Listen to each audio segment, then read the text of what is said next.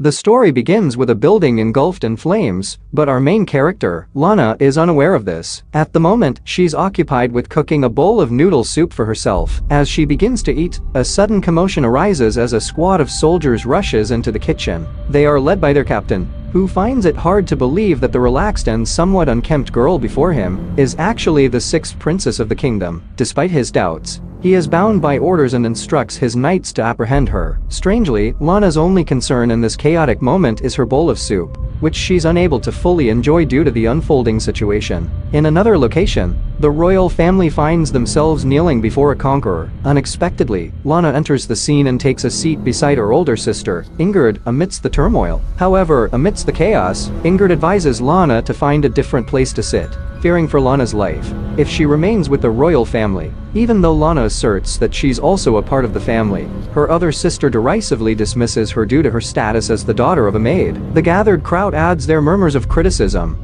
yet Lana remains unfazed. She holds the belief that everyone present is destined to perish here anyway. Lana's understanding of this grim situation stems from a unique backstory. She used to be an ordinary girl in Korea until her life took a different turn. She had read a romance fantasy novel shortly before her passing. In that novel, a character named Ingrid, known for her beauty and kindness, was the female lead. The story involved an eccentric emperor who fell in love with Ingrid and asked her to join him, but she declined. As a result, the emperor commanded his duke to conquer her kingdom. Unexpectedly, the duke also fell for Ingrid, creating the central conflict of the narrative. In a twist of fate, Lana found herself reincarnated as Princess Luana, a character who had no predefined role in the story. Strikingly, nobody within the story's world recognized her as a princess. This feeling of not belonging and her knowledge of the impending events shaped Lana's perspective on the current situation. However, since Lana found herself in this new reality, she resolved to relish every meal until her last moments. Now, it appears that the fateful day of her demise has arrived. The formidable Duke Legion has successfully conquered her kingdom. As he approaches the royal family, fear grips everyone except Ingrid and Lana. Amidst the tension, Lana's thoughts amusingly drift to the Duke's chocolate-colored uniform, finding it oddly appetizing.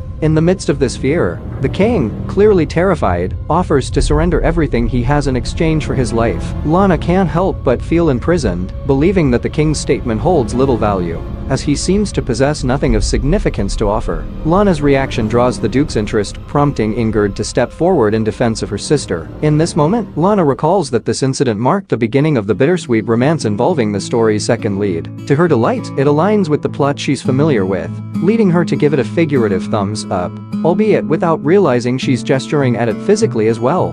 The Duke's curiosity is piqued by Lana's gesture and Ingrid's action. He inquires about the reason behind Lana's behavior, leaving her feeling embarrassed. She explains that she intended to convey that he was commendable. However, the Duke notices something peculiar about Lana's hands and requests that she show them to him for clarification. Lana tries to come up with excuses, but the Duke decides to have his knights search her. As they grab hold of her, she suddenly feels ticklish. During the search, they discover a strip of meat jerky and demand an explanation from her. They want to know if it's a weapon or poison. Fearing an unfavorable reaction, Lana remains silent, refraining from giving an answer. At this point, Legion, the Duke, positions his sword close to her neck, suggesting that she might have a painless death if she reveals the truth. Recognizing the futility of hiding the truth any longer, Lana comes to a realization. She lets out a loud exclamation that surprises everyone present. She confesses that it's actually cheese jerky, saying it so emphatically that it leaves everyone in a state of shock. Taking advantage of the distraction caused by her confession, Lana swiftly hides behind Ingrid. The Duke, intrigued by her sudden outburst, asks her to repeat herself. However, instead of repeating her words, Lana gathers her courage and approaches the Duke. In a somewhat desperate attempt, she offers him the jerky, hoping that if he enjoys its flavor, he might spare her life. Contrary to the protests of his soldiers, the Duke decides to taste the jerky Lana has given him. This action leads to an unexpected consequence. Lana finds herself thrown into jail. Even in this dire situation, Lana's concern for her food remains. She seizes the opportunity to question the knight responsible for her imprisonment about the fate of the cheese jerky. To her dismay, she learns that the Duke ordered it to be discarded. This revelation intensifies Lana's fear, as she worries that her jerky must have tasted awful. and she fears impending punishment from the Duke. Lana is overcome with emotion and starts to cry because she keeps thinking that she might have to stay in this cell for the rest of her life. When the Duke arrives at the cell, he accuses Luana of being a witch, leaving her perplexed by the sudden accusation. Legion insists she drop the act, as he could genuinely taste the flavor of the food she cooked. This confuses Luana further, as she's unaware that the Duke lost his sense of taste due to a curse placed upon him by a witch. The Duke, consumed by anger and convinced of Luana's supposed witchcraft, readies himself to extract information through torture. He believes that she's a witch and is furious about it. Luana recalls a detail from the book she read, realizing that the Duke harbors a deep hatred for witches. In a desperate bid to save herself, she screams that she is not a witch. However, the Duke remains resolute in his intention to make her confess to being a witch, even to the point of torture. Terrified and with her back against the prison cell,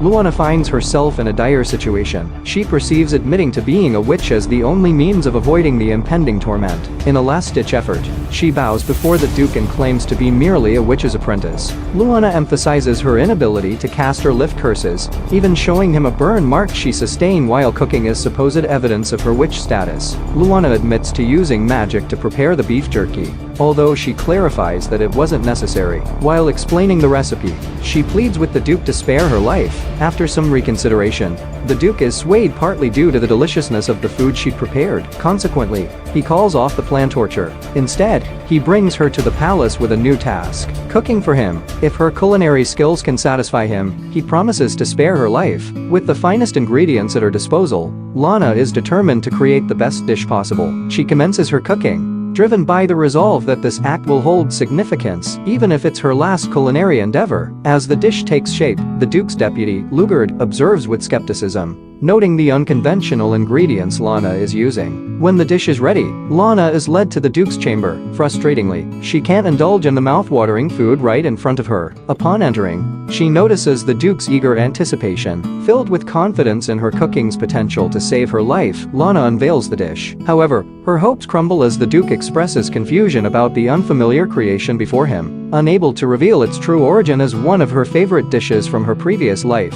Lana improvises by claiming it's something she invented. The Duke's deputy, Legion, urges Lana to taste it first to verify its safety. Luckily, Lana gets the first bite, and she's amazed by the remarkable taste. Expressing concern, the Duke speculates that the dish might contain a slow-acting poison. He decides to wait longer before trying it. However, Lana scolds him, asserting that the food won't taste good once it turns cold. Strangely compelled by her words, the Duke takes a bite. His reaction is nothing short of astonishment, deeply impressed by the incredible flavor. As Lana stands to share her insight on how adding noodles could enhance the dish further, the Duke stands as well. He discloses that after aiding in the kingdom's destruction, the Emperor offered him the chance to claim one desired thing. Though initially uninterested, the Duke has now set his sights on Lana. This revelation leaves Lana taken aback. She questions the implications of his decision, prompting him to explain that she would remain confined, preparing food for him until the administrative tasks are finalized. Overwhelmed by this proposition,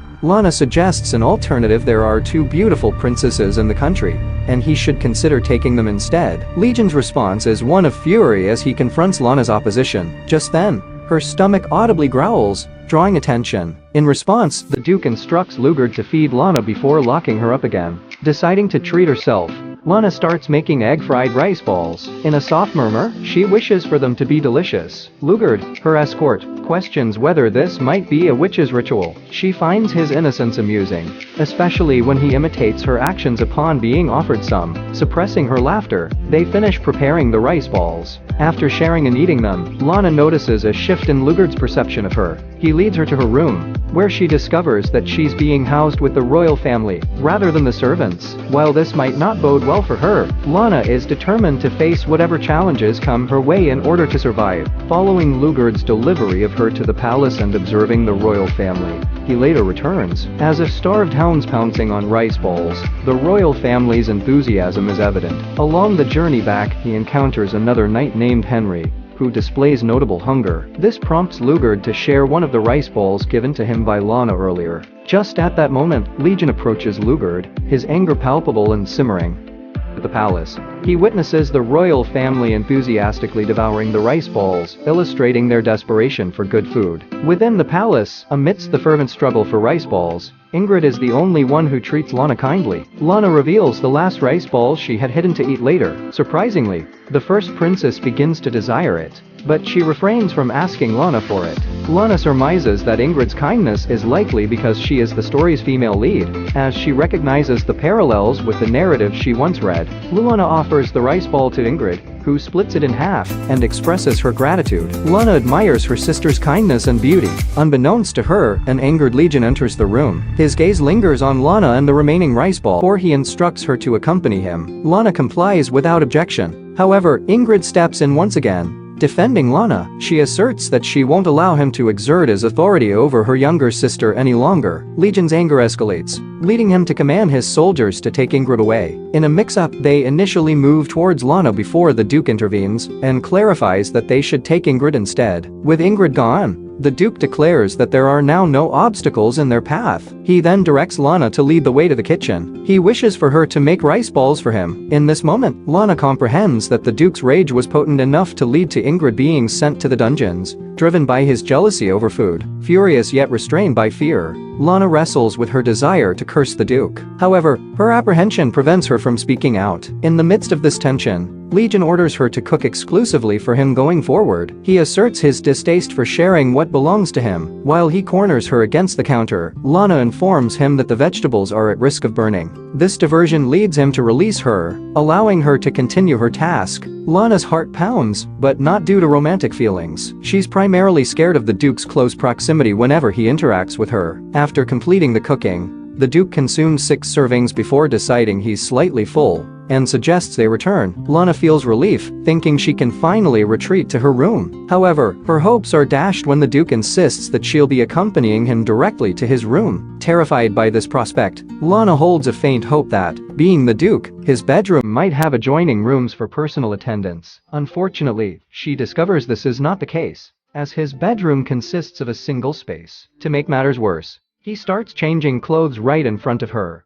shattering her expectations. In a burst of shock, Lana lets out a scream as she watches the Duke remove his shirt. In that moment, she realizes that she would rather deal with her arrogant sisters than witness this. Despite promising to avert her gaze, Lana finds herself unable to resist stealing glances. Surprisingly, she notes that he appears rather skinny. This observation prompts her to wonder if he hasn't been eating well, due to his inability to taste anything except her food. The Duke breaks her contemplation by asking her what's on her mind. Startled, Lana notices him in an uncomfortable sleeping position, clutching his sword. She learns that the curse has hindered his ability to sleep soundly. Curious, she inquires further about the curse. The Duke reveals that anything he chews feels like sand, and soup tastes like sour water. However, her cooking is an exception. Suddenly, he draws his sword, suggesting she might have intended to curse him while he slept. Flustered and taken aback, Lana retreats to sleep on the couch. Her mind remains restless, pondering the unforeseen consequences of her actions and the Duke's unpredictable behavior. She worries about the well-being of her sister, Ingrid, and her nanny. As she drifts into slumber,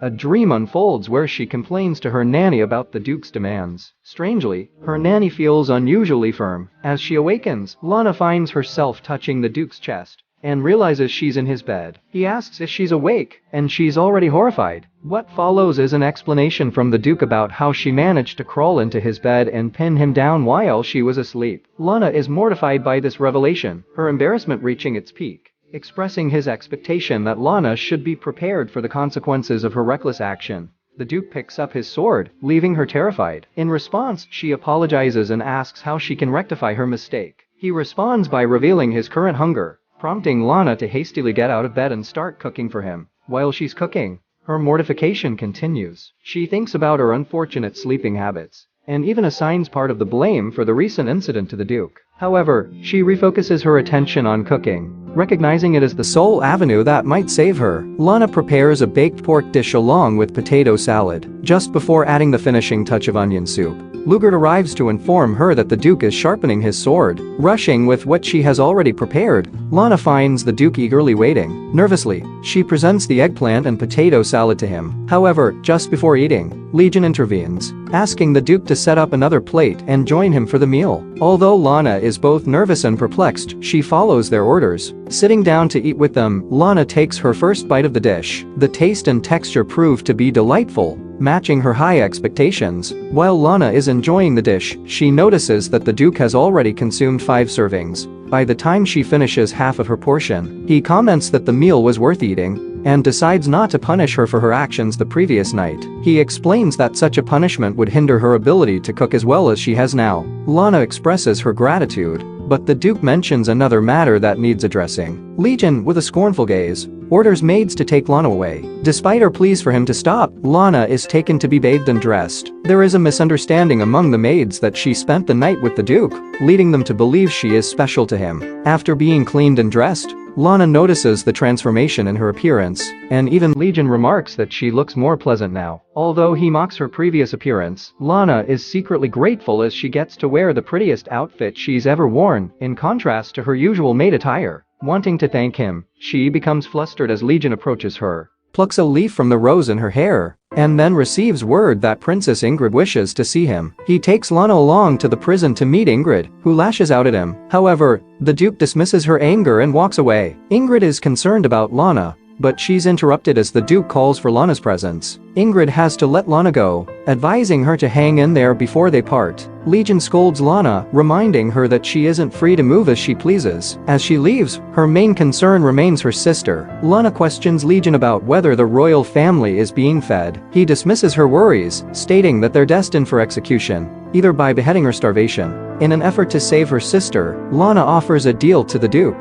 If he finds her food delicious, he must provide proper sustenance for both the royal family and the maids. Legion is intrigued by her audacious offer. He questions her motives, suspecting there must be a deeper reason behind it. Lana candidly explains her concern for those who might starve. Touched by her sincerity, the Duke agrees to her proposition, but on the condition that he himself declares her food as delicious. Lana starts pondering what dish might earn his approval. In contrast, Legion wonders why he accepted such a request, especially considering he wouldn't have agreed for anyone else. However, Lana arrives at his office with a platter of fried chicken and beer. She's eager to prove that he'll enjoy it. As he silently samples the food, Lana becomes increasingly nervous. Eventually, the Duke is so overwhelmed by the flavors that he enters a different world, and for the first time, he asks for Lana's name, having referred to her as the witch before. The Duke grants her request, and the royal family, despite their pathetic situation, finally receives a decent meal. Lana is overjoyed by this turn of events, particularly after hearing rumors that the Duke has taken an interest in her. At a dinner where the Duke enjoys the fried chicken she prepared,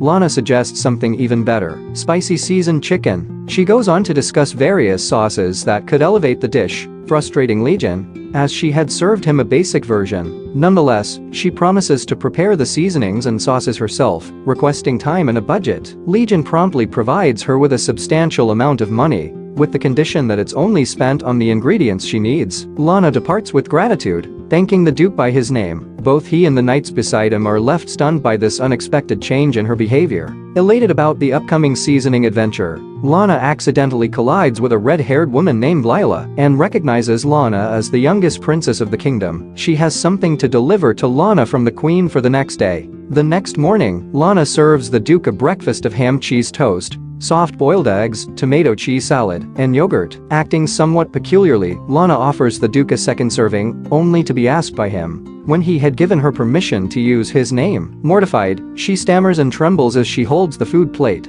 The Duke reassures her that he's not concerned about how she addresses him, as long as she continues providing him with delicious food. Lana can hardly believe that the authoritative Duke has forgiven her so readily. She reflects on how her cooking seems to be catalyzing a change in him. Amidst her thoughts, she encounters Lila once more. Lana is asked if she utilized the item Lila provided in the food. However, a knight interrupts their conversation, causing Lila to vanish as Lana turns towards the knight. Later, Lana enters the kitchen, retrieving a bottle and a note suggesting it be mixed into the Duke's food. Fearing it to be poison, she's horrified by the implication that she, who was never truly considered their daughter, is now being treated as the youngest princess for covert purposes. The idea of poisoning delicious food deeply troubles her, and she resolves to dispose of it when the opportunity arises. Yet, throughout the day, Lugard keeps an eye on her in the kitchen, and maids surround her outside. By night, Lana is in the Duke's bedroom, safeguarding the poison so she can discard it the next day.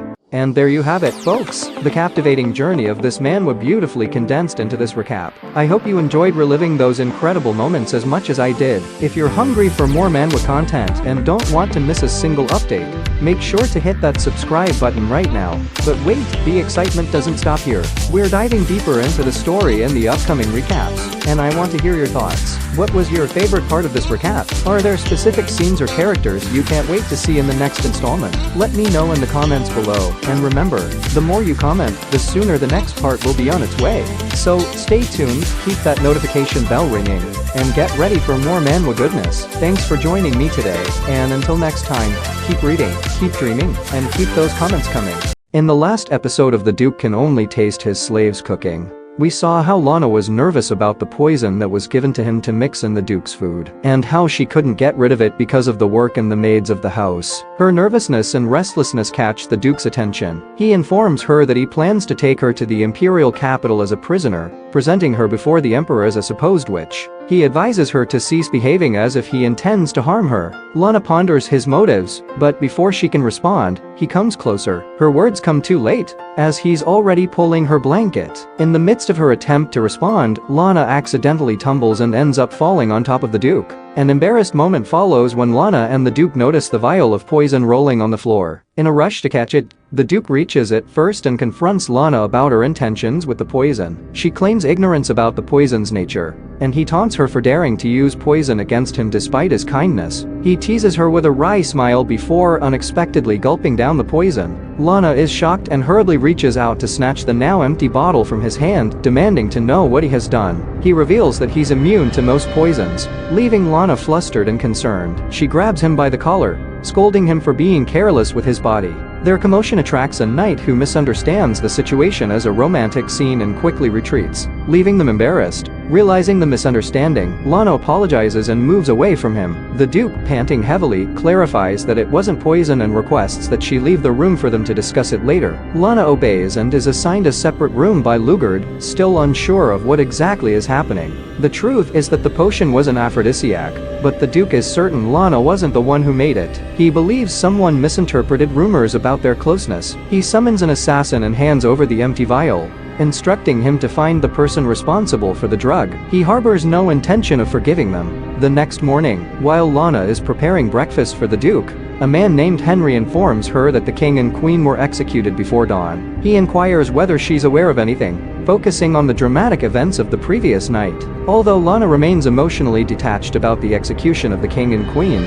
she's deeply concerned about her sister Ingrid, who's imprisoned and grieving over her parents' deaths. Lana reflects on how her sister's life was devastated after she politely declined the emperor's courtship. Feeling the weight of her sister's sorrow, Lana decides she will never forgive the emperor for his actions. Meanwhile, the Duke is displeased that Lana sent the food through Henry, yet he remains eager to try what she cooked. To his satisfaction, he discovers that she prepared a light, delicious, and refreshing stew. He contemplates whether Lana's absence near him was due to the events of the previous night, or her grief over her parents' execution. He acknowledges that he has someone in the imperial palace who informs him about her activities. In the imperial palace, news of the execution of the king and queen reaches the emperor, who assumes that Legion's return is imminent. He plans an elaborate welcome for Legion's return. Lana, busy in the kitchen, is fermenting beans when Legion surprises her, causing her to splash water on him. Nervous, she questions whether he disliked the food she sent. He reassures her that the food was satisfactory,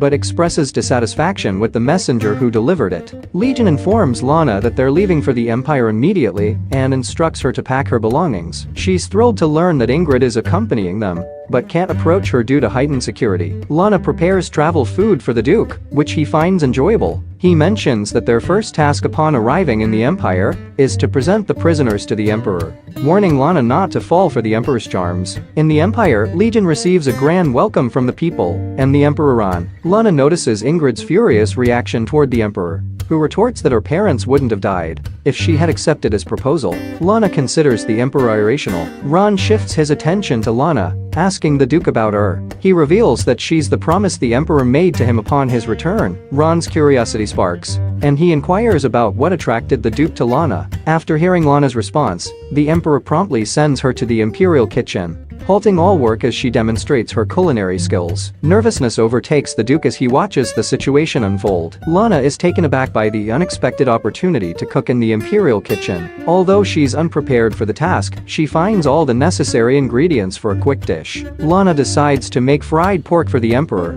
a less common dish in this era, as she thinks that the Duke might grow tired of too much fried chicken. She even directs an imperial palace chef while preparing the dish. Satisfied with the final result, Lana portions a larger serving for the Duke and a regular one for the emperor. With the dish ready, she thanks the assisting chef and departs the kitchen. Later, Lana is asked by the imperial chef to help carry the dishes she prepared to the emperor. However, the chef mixes up the plates, causing the larger portion of fried pork to be given to the emperor Ron. Lana is horrified by the mix-up, but answers Ron's questions calmly. She panics internally as she watches Legion take the first bite, and then informs Ron that there's no poison. Ron takes a bite as well and greatly enjoys the dish, requesting Lana's presence in the palace more frequently. Legion stands up and asserts that the dish belongs to him. Ron initially laughs and realizes the mix-up, finding humor in the situation. He then turns to Lana, requesting more of the dish. Lana rushes back to the kitchen to prepare more for the emperor. In the carriage with Legion, Lana babbles about her experience in the palace, finding the emperor less intimidating than she had thought.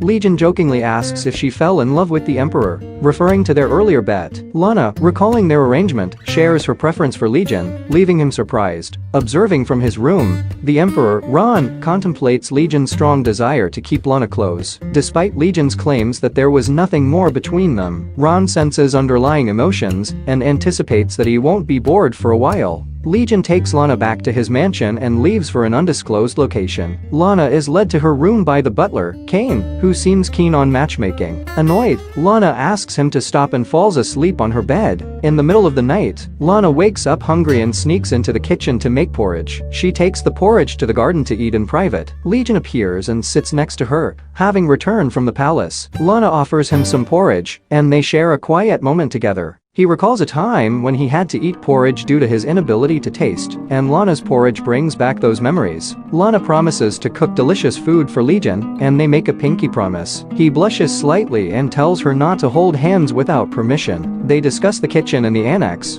which Legion offers to Lana for breakfast preparation. Unbeknownst to them, someone is watching their interaction from a distance. The next morning, Legion's chef, Wade, is shocked to learn that the Duke no longer requires his services and has someone else cooking for him. Lana finishes cooking breakfast, and Kane, the butler, approaches her to lead her to the Duke. Lana, nervous, asks Kane to lead her to the Duke, but she finds out that he's changing clothes, causing her to blush and turn away. Legion asks Kane to bring the breakfast to him, and Lana's pancakes, sausages, and milk tea are presented to him. As Legion starts eating the food without complaint, Kane is moved, thinking Lana's cooking has touched the Duke's heart. Back in the kitchen, Lana is startled when Wade, the Duke's former chef, confronts her. He challenges her to a cook-off, wanting to prove his skills. Lana accepts the challenge, and the cooking competition begins with Henry as the judge. Wade presents his complex dish, but Lana surprises everyone with her creative carbonara chicken dish. Wade is amazed by her unique creation and admits his defeat,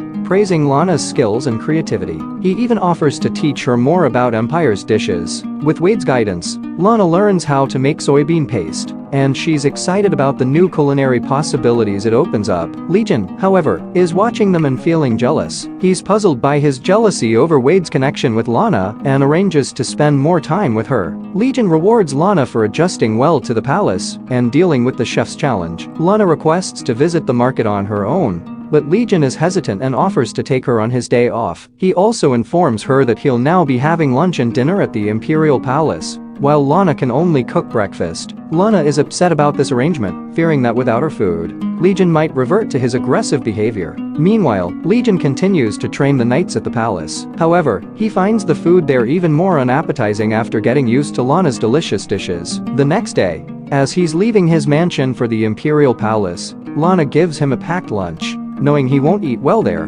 Despite the large quantity of food, he takes it all with him in a carriage. When the Emperor learns of this, He teases Legion about the abundance of food and suggests he should share some with him. However, he realizes that Lana's influence is taming Legion and decides it's best to not let him get too involved with her. Lana, on the other hand, is lost in thought about the lunchbox she prepared for Legion. She has been making mistakes all day, preoccupied with her thoughts. When the Duke arrives at the palace, she eagerly asks him about the lunchbox, and he confirms that it was delicious. He lets her know that she doesn't have to prepare it tomorrow, as she'll be coming to the Imperial Palace with him. In the palace, Lana finds her sister, Ingrid, in a starved and desperate state. Lana offers her porridge, but Ingrid is reluctant to eat, still determined not to give in to the Emperor's demands. Lana comforts her and shares her own experience of loss, helping Ingrid find a glimmer of hope. Ingrid eventually eats the porridge and falls asleep. Later, Ron and Legion enter the room, and Ron attempts to touch Ingrid. Lana steps in front of her,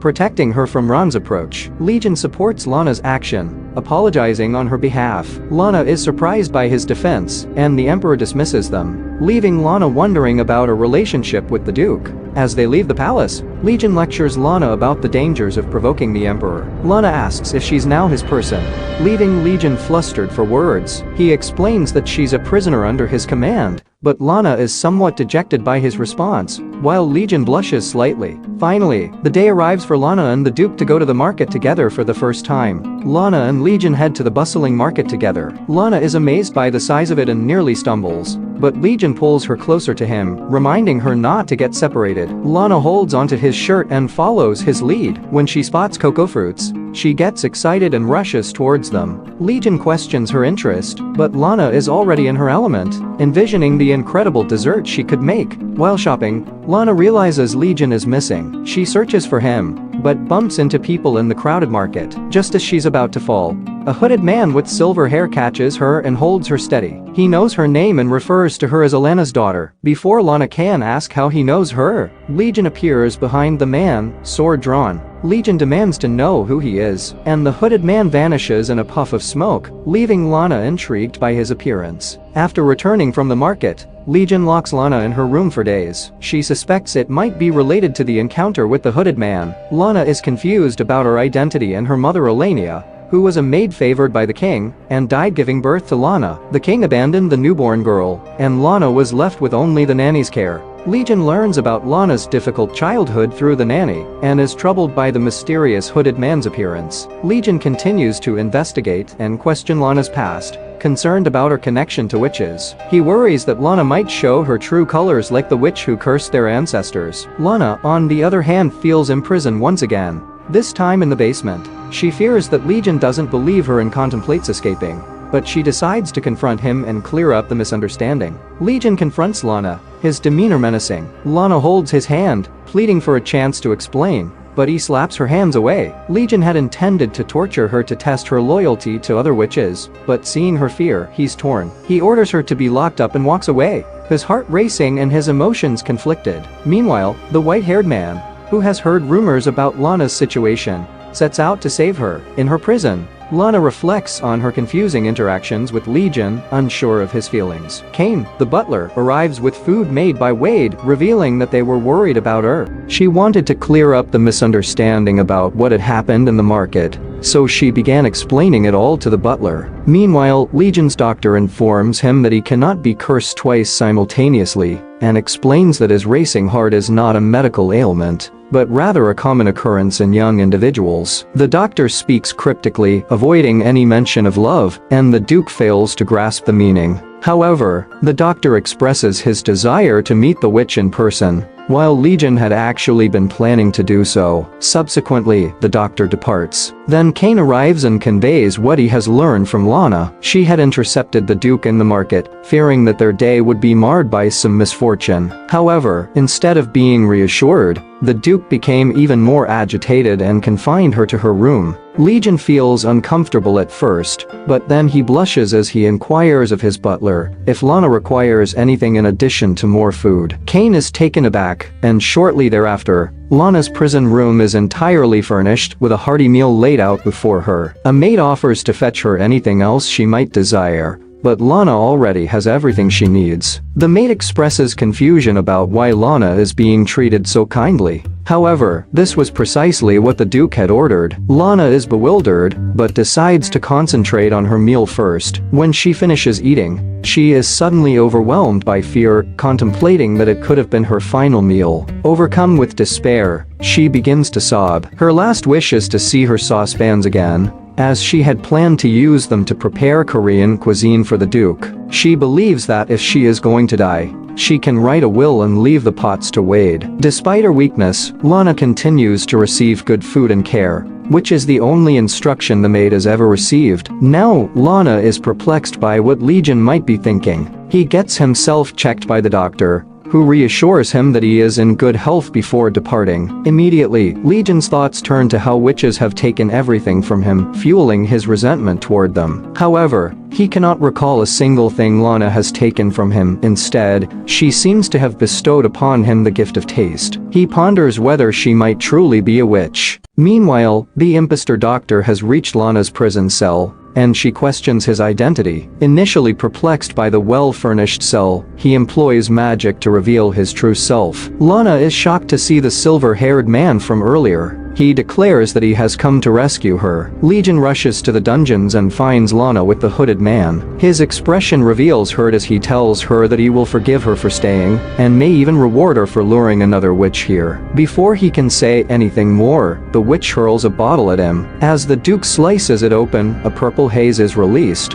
Legion claims that poison does not affect him, but he collapses nonetheless. The silver-haired man clarifies that it was not poison but magic. He expresses his intent to take Lana away, but she is concerned about the Duke. He counters the effects of the sleeping magic by biting his finger, leaving Lana puzzled as she deliberates whether she can trust the man offering to rescue her, or if she should escape on her own. However, more than anything, she wants to stay because she knows that Legion will suffer without her. Then, it dawns on her that by following this man, she can gain insights into witches and the Duke's curse, possibly even helping him. Lana informs him that she will definitely return, and asks him not to be too distressed, but he falls asleep. The witch desires to kill him, but Lana intervenes, insisting that they need to hurry. Soldiers approach, prompting the witch to decide to spare the Duke. He teleports them away, and they find themselves in a forested area. The man introduces himself as Gerard, the Witch of Potions. He then leads Lana to a magnificent house, much larger and more beautiful on the inside than it appears from the outside. Gerard elucidates to the bewildered Lana that the Witch of Space assisted him in creating this remarkable abode. Gerard inquires if Lana is curious about what kind of witch her mother was, but Lana is more intrigued by the witch who cursed Legion. When he questions her about her compassionate feelings toward the Duke, she explains that she pities him because he cannot enjoy delicious food,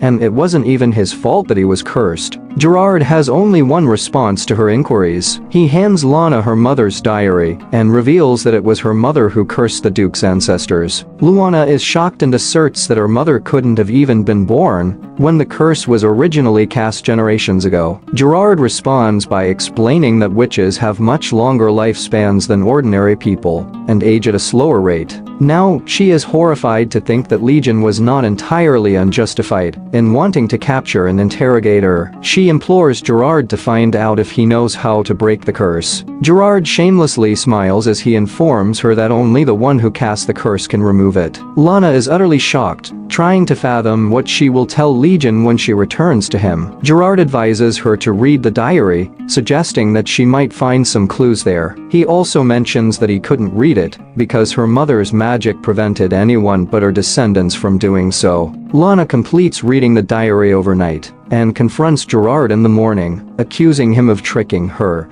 because the diary contained only information about food. Gerard chuckles and suggests that she must have enjoyed it, then reveals that her mother was similar to her in her passion. He adds that Elna was the witch of gastronomy as he hands Lana the second diary. The second diary recounts how Elna journeyed to the north to experiment with recipes and encountered a boy who had baked barely edible bread. The boy told her about a new lord who was soon to arrive in the city, and his parents were concerned that he would raise taxes to alleviate their burden. The boy's desire was to cook something delicious to offer to the lord, even though he had failed in his attempts thus far. Despite his failures, He was determined to do everything he could to help his parents, a sincerity that deeply moved Elna. The Lord insulted the boy in his bread, and when the boy's parents asked for an apology, Elna stepped forward. She informed the noble that if he could discern that the bread was terrible without even tasting it, he clearly didn't require the sense of taste. In response, she cursed him and his family, ensuring that they would never derive pleasure from their food again. And that's how it all began. Lana feels disheartened upon learning that her mother had indeed cursed the Duke's ancestors. However, Gerard shifts the focus to the upcoming Night of the Witches, which is set to occur in 3 days. He asks Lana if she wishes to participate in it or not. Meanwhile, back at Legion's residence, he has finally awakened, and contrary to Gerard's promise, he does not appear refreshed. Legion had a dream about Lana in which he relived some of their memories, but in the dream, she revealed herself as a witch and betrayed him. She also disclosed the story of how his mother was coerced into marrying his father. In his dream, Lana went on to reveal that after his father's death, she had stolen every last bit of wealth and fled. The Emperor then appeared in his nightmare, expressing regret that he hadn't handed the witch over to him earlier, so he could torture and execute her. This inner turmoil and the Emperor's demands had disrupted his sleep and peace. However, Kane eventually arrived with the final version of Lana's wanted posters. In response, Legion ordered him to place the maximum bounty on her head. Kane conveyed this information to Wade, who was still tending to the fermentation jars Lana had left behind. Wade grew concerned about the Duke's health. Wade is aware that the Duke's health has been deteriorating since Lana's departure, and is determined to take action to address it. On the other hand, Gerard explains that the Night of Witches is a coming-of-age ceremony, during which young witches are granted their powers and a title. He believes that Lana can inherit Elna's title and access all of her recipes. However, the event is only 3 days away, with the next one occurring 5 years later. Lana begins to panic, feeling that she doesn't have much time to make up her mind. She is torn, unable to decide on anything within the short span of 3 days. She also wonders if she will be able to cook even more delicious food after becoming a witch, and how the Duke will react to it. She longs to return to his mansion. Lana yearns to return to the mansion where she has friends and people who genuinely care about her. She longs to cook delicious food for them and worries if Legion will even accept her if she becomes a real witch in the city. In the city square, the Duke has posted wanted posters for Lana, leaving people curious about what the girl could have done to warrant such a substantial reward. To add to the intrigue, she must be captured alive. Kane arrives at the scene and discreetly places another notice next to it, bearing the logo of the Duke's family at the bottom. In Gerard's home, becoming a witch seems like a significant undertaking, adding to Lana's stress. She contemplates the idea that she will have to relinquish many things due to the extended lifespan that comes with being a witch. Lana is apprehensive about gaining magic powers, and her greatest fear is that she might end up despising Legion. However, Gerard calls her down, reminding her that they must leave if they want to attend the ceremony. Lana decides to ask him why he is so insistent on her becoming a witch. Gerard reveals that he was the only male witch in the world, as the sons of witches often lacked sufficient magic to survive, let alone become wizards. This inherent limitation made him far inferior to regular female witches, creating a distance he could never bridge. However, Elna was an exception. Despite the prevailing distance, she was impressed by Gerard's skill with herbs and took the initiative to approach him, becoming his friend. The meaningful gift she gave him at their first meeting was a cup of hot chocolate. Gerard continues, revealing that Elna was born to normal parents, but had a witch somewhere in her family tree. Elna was delighted to become a witch because it allowed her to experiment with food through magic. Now, Gerard wants the daughter of his only friend to become a witch and find her happiness as well. Lana realizes that his intentions are pure. In the city, Kane has put up a notice about a cooking competition to be organized in the Duke's mansion. Only physically and mentally healthy women are allowed to take part. Rumors spread that the Duke was seeking a bride through the cooking competition, attracting many women to fill out the forms, even if they lacked culinary skills. The news reaches the emperor,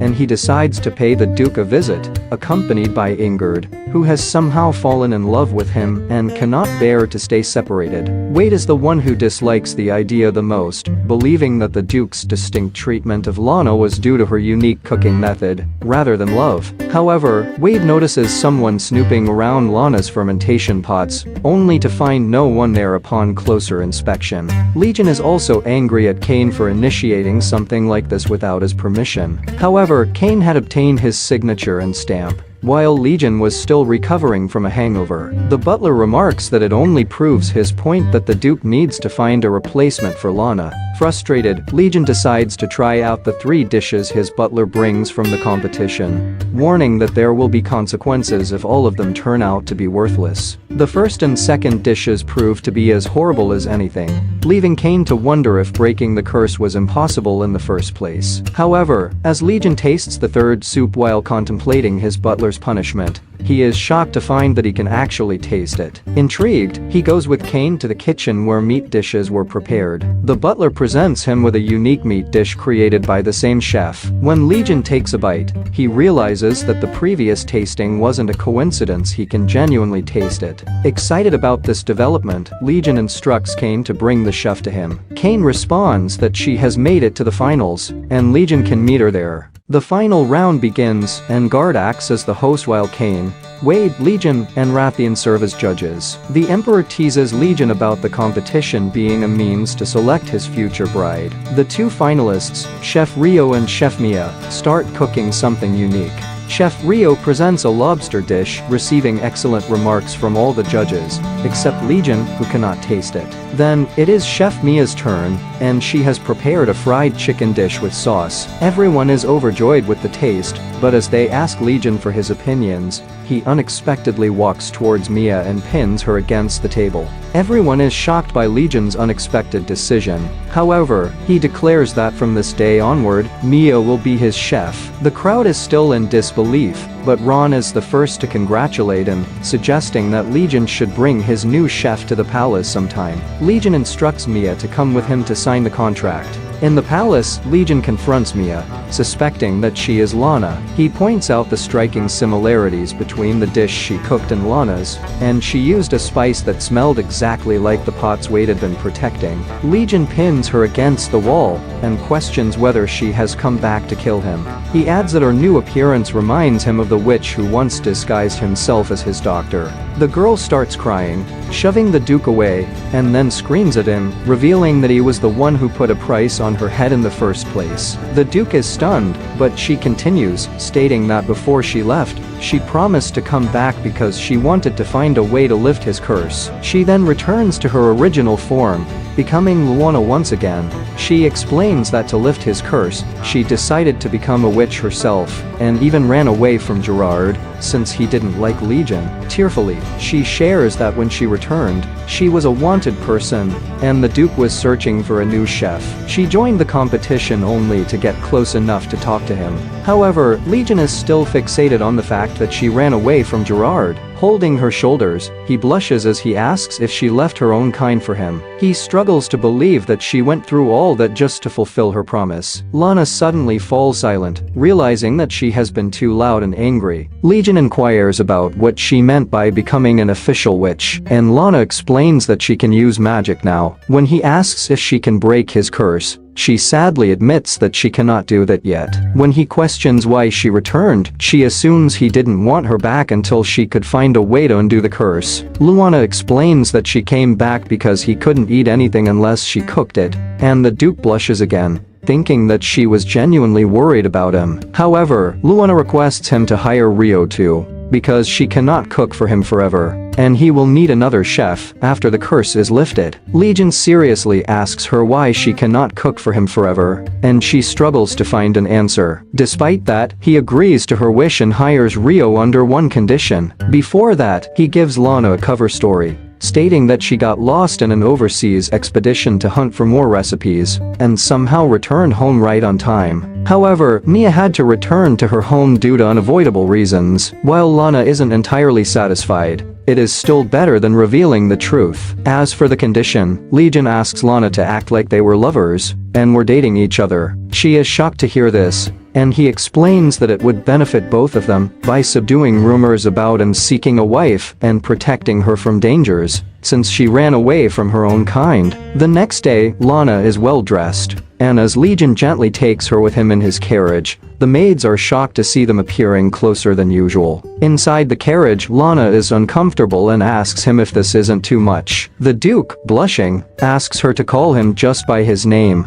Lana feels embarrassed by Legion's peculiar actions, and no matter what she says about her background not being suitable for someone like him, the Duke doesn't seem to listen. He insists that it's just a temporary arrangement, but she must act like his lover. Legion sternly asks if she loves someone else, startling her. Lana assures him that there's nothing like that. However, he takes her to a luxury fashion store and insists that even though her background doesn't matter to him, he doesn't like others looking down on her. He encourages her to pick anything she likes from the store. Luana is shocked, thinking it's too much, but Legion whispers in her ear that this way, people will think he cares about her, and gossip will spread quickly enough to achieve its purpose. Lana is flustered because Legion is too close, but she decides to obey him. It becomes evident that she has no idea about selecting clothes, as her nanny used to handle it back in the abandoned palace. Legion notices her confusion and calls a woman working in the store to help Lana. The woman makes her try on a pretty and comfortable dress, and even the Duke compliments her,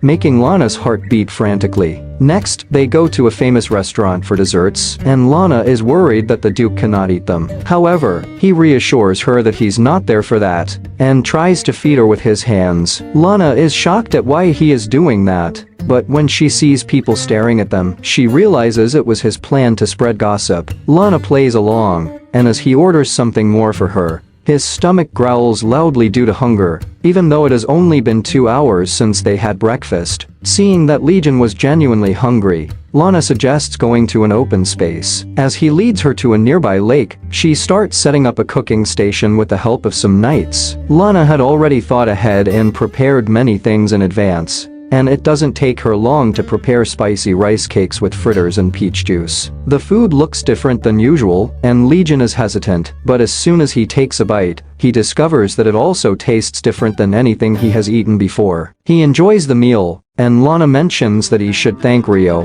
because she was the one who told her all about seafood. Lana talks excitedly about how more seafood can be prepared, and the Duke listens attentively. Lana reflects that arranged dating was not as bad as she thought, considering it might be nice if it lasted for some time. However, as Legion smiles at her, she gets chills, wondering if he really likes her. Recalling all that happened since she came back, Lana thinks that Legion only likes her because he can eat the food she cooks. She feels he might stop liking her once his curse is lifted, and he can eat normally. Insecure, she worries that he might date someone else after that. Lost in her thoughts, Lana doesn't realize that Legion has been calling her name. When she comes to her senses, he has already leaned towards her for a kiss, even though he doesn't actually kiss her. Lana's heart is out of control, and then the Duke mentions that someone was following them. He tells her to act calm because he's going to take care of whoever it is, but Lana panics as he draws his sword. She suggests to Legion that the person following them might want to confirm if their relationship is real. In that case, leaving her to handle it might not be the best idea. Lana adds that the follower could also be a witch, making his sword useless. Legion is grumpy,